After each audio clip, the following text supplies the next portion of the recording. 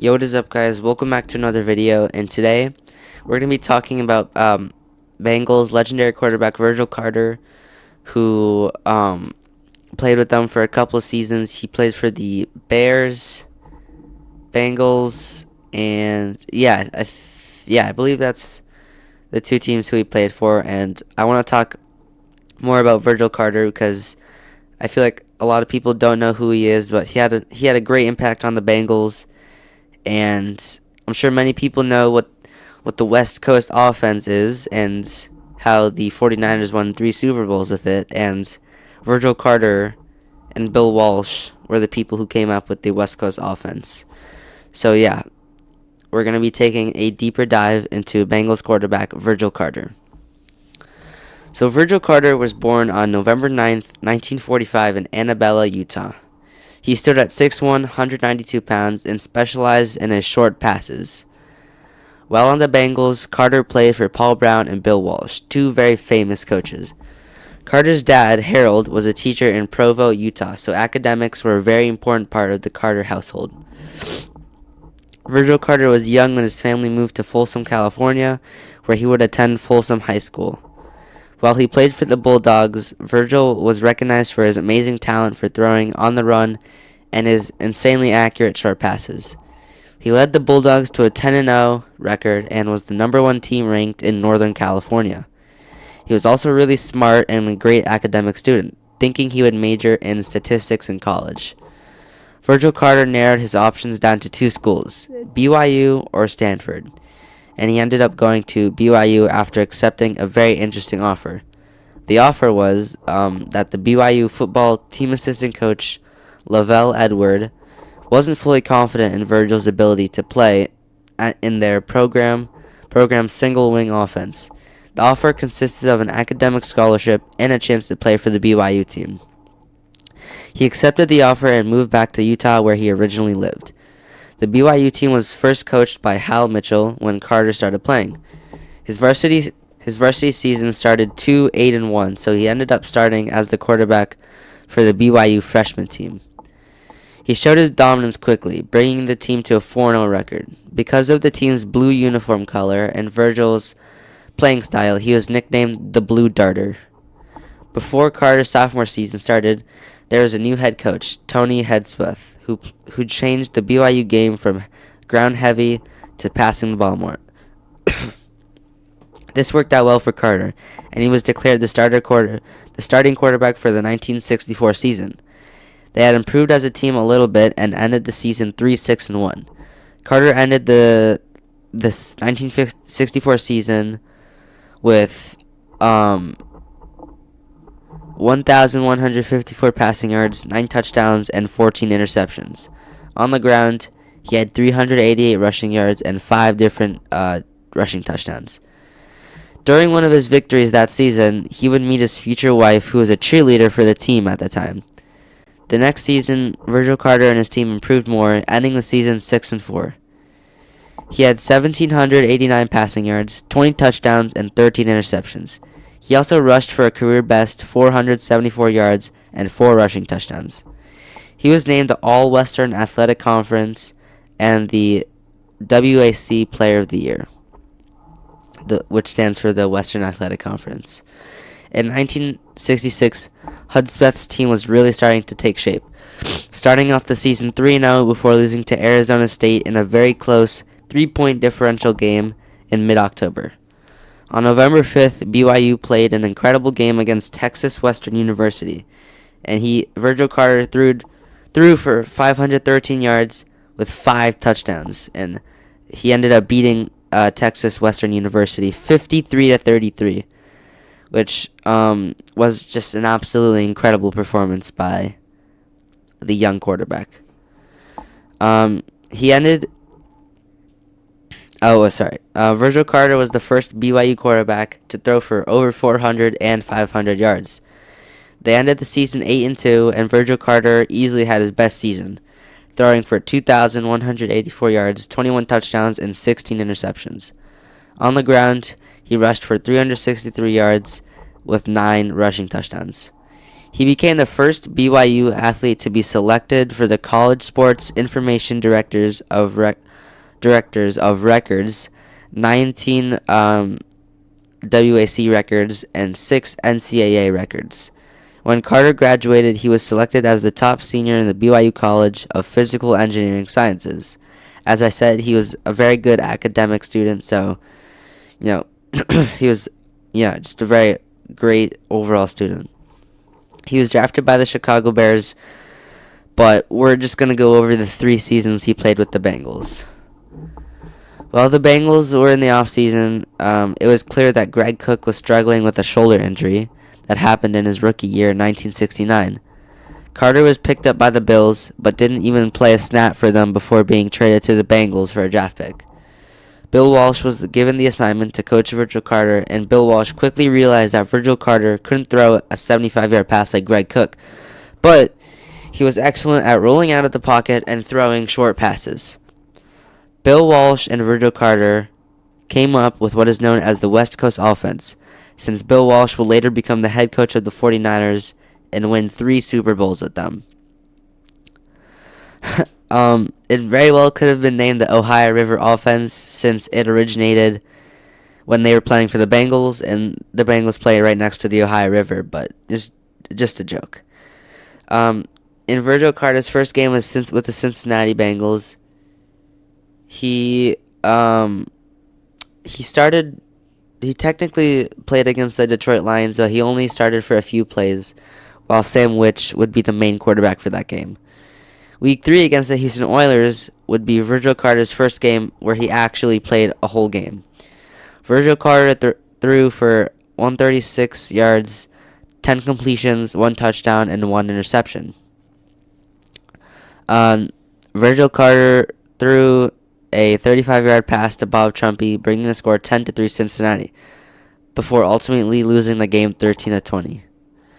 And Week 4, it was a really tight game against the Cleveland Browns, where most of the game consisted of rushing touchdowns and a 50-yard fumble recovery by Royce Berry. But Virgil Carter would end up throwing a touchdown to Speedy Thomas, fitting name. The Browns ended up winning the game 30-27. In that game, he threw for 218 yards, 20 completions, 1 touchdown, and 1 interception. And he had a very solid passer rating of 91.1. Bill Walsh built an offense geared around Carter's playing style. The offense consisted of ball control passing with short to medium routes. Cincinnati struggled to adapt to this new offensive play style and started the season 1-6. Week 8 against the Buffalo Bills would be the start of one of the greatest comeback seasons by the Bengals in franchise history. This game was pure dominance by the Bengals, beating the Bills 43-14. Lamar Parrish was easily the MVP of the game. He had a 95-yard kickoff return touchdown, an 83-yard touchdown off of a blocked field goal, and he also had an interception that would go for 19 yards. Royce Berry had an 8-yard fumble recovery touchdown, and Virgil Carter had a mediocre game, throwing for 164 yards on 12 completions, 0 touchdowns, and 0 interceptions. In Week 9 against the Browns, it wasn't a very high-scoring game, but he had a very solid game with a pass rating of 100.9. He threw for 123 yards, a touchdown, and 0 interceptions. The Bengals won that game 14-10 after starting 10-0 down. Week 10 against the Steelers was one of, if not Virgil Carter's best games of the season, scoring 3 touchdowns that game. He threw for 146 yards, 2 passing touchdowns, and 1 rushing touchdowns, and 0 interceptions.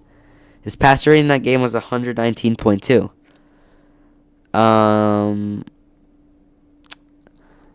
Carter ran for the first Bengals touchdown of the game and scored 2 passing touchdowns on back-to-back drives, one of which was a 53-yard passing touchdown to Bob Trumpy, and the other was a 10-yard pass to Eric Crabtree.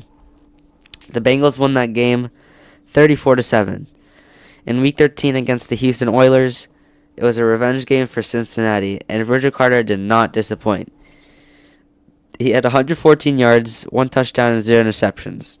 He threw a 49-yard touchdown to Essex Johnson, who was a running back for the Bengals, bringing their lead at 27-13. Essex Johnson also had a rushing touchdown earlier in the game, and Al Buchamp had a 25-yard defensive fumble recovery touchdown. The Bengals ended up winning the game 30-20, bringing their record to an outstanding 7-6. So from 1-6 to 7-6, and they were on a 6-game winning streak. I believe the season finale was actually I said the Boston Patriots, but I believe it was actually the Houston Oilers. So I have to search that up really quickly. But regardless of who they played, it was an incredible game.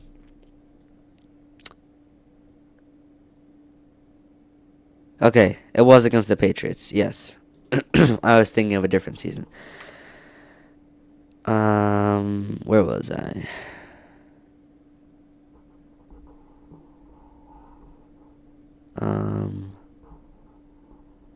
Okay. Wait.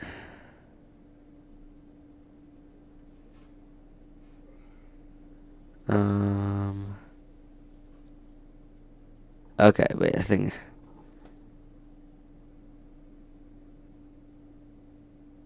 I apologize. I lost where I was reading. Oh no, it was because okay, I found it. Okay. Virgil Carter's best performance. This may have been the season finale against the Boston Patriots could have been Virgil Carter's best performance all season. Close to his performance in the Steelers in Week 10. He scored a total of 3 touchdowns, but what made his performance so good wasn't because of how many yards he threw or touchdowns he scored. It was because of his passer rating. Virgil Carter was subbed out early, probably due to the fact that the Patriots were one of the worst teams in the league at the time, and the Bengals were already at 14-0. The Patriots had a very flimsy team, and yeah, it was a guaranteed win. But what made his performance so amazing was that Virgil Carter had a perfect passer rating of 158.3. He had 3 out of 3 completions for 96 yards, 1 touchdown, which was a 56-yard pass to Chip Myers, and 0 interceptions. Sandwich started the rest of the game and had a phenomenal performance, scoring 2 passing touchdowns and 1 rushing touchdown. Paul Robinson, which was one of the Bengals' best running backs, and led the Bengals in rushing yards in 1968 with 1,023, I believe. He also had an amazing game, having 2 rushing touchdowns and 1 receiving touchdown. The Bengals were winning 45-0 at one point, and they ended the game 45-7. Virgil Carter ended the season with 143 completions for 1,647 yards, 9 touchdowns, and 9 interceptions. The Bengals ended the season 8-6, having a 7-game winning streak after starting 1-6. They would make it to their first ever playoff game in franchise history against the eventual Super Bowl V champion Baltimore Colts.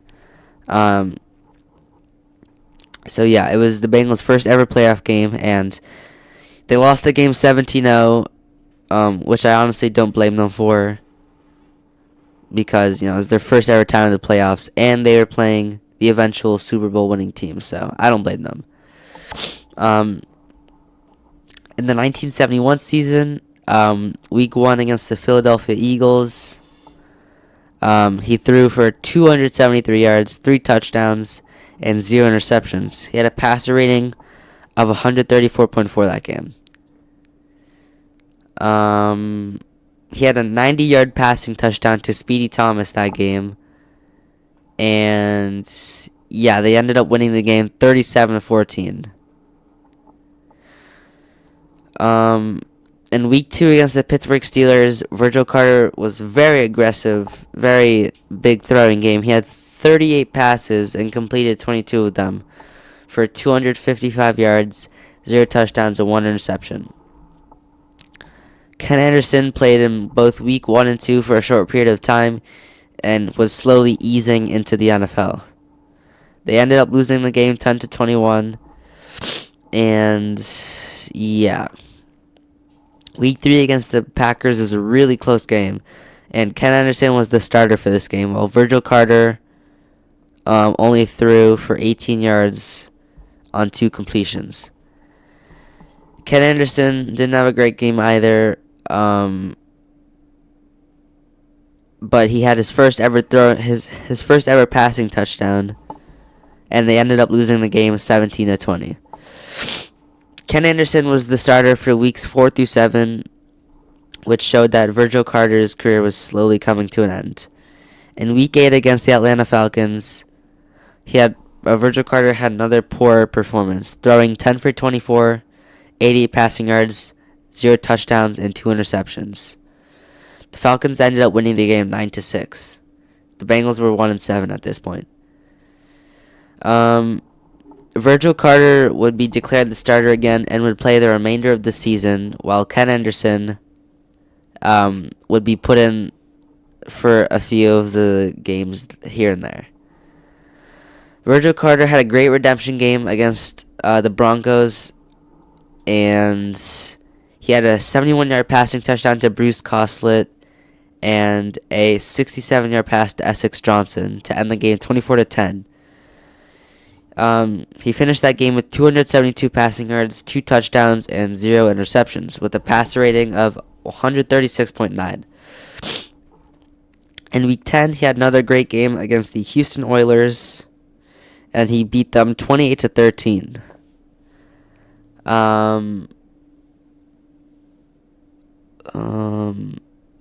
Virgil Carter had 143 passing yards, 2 touchdowns, and 0 interceptions.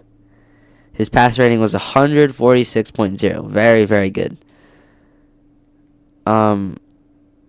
Week 11 against the San Diego Chargers was another amazing game by the Bengals, and they held the Chargers to 0 points.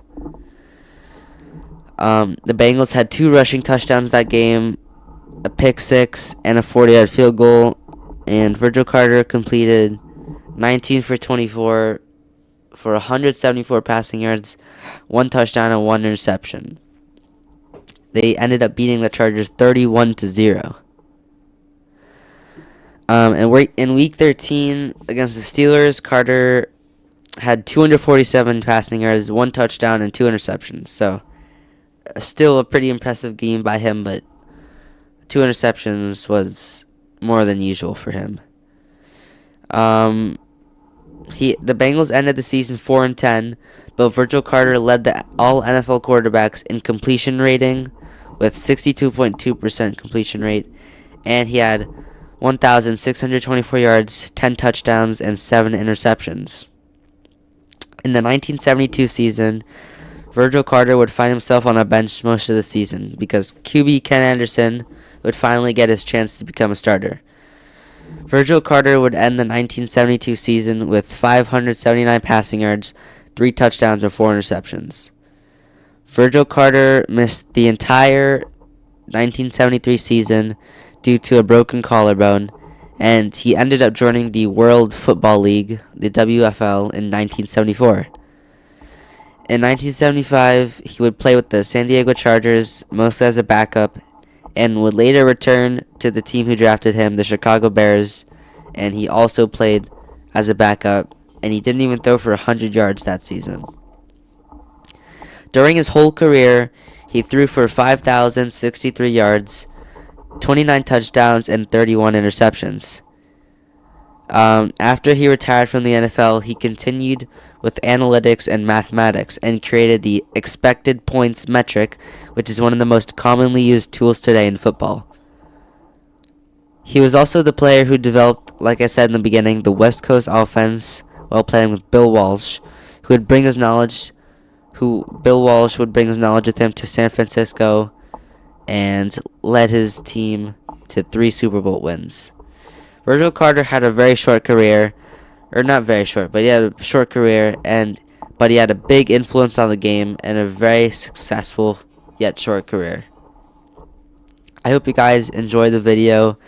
Hope you guys got to learn more about Virgil Carter. Like I said in my previous video where I talked about Greg Cook, this is from a document I made, so I'm not reading off of Google AI or anything. I actually I looked at some websites, I did research, I used Pro Football Reference, and I wrote this on my own. So this is not scripted or anything.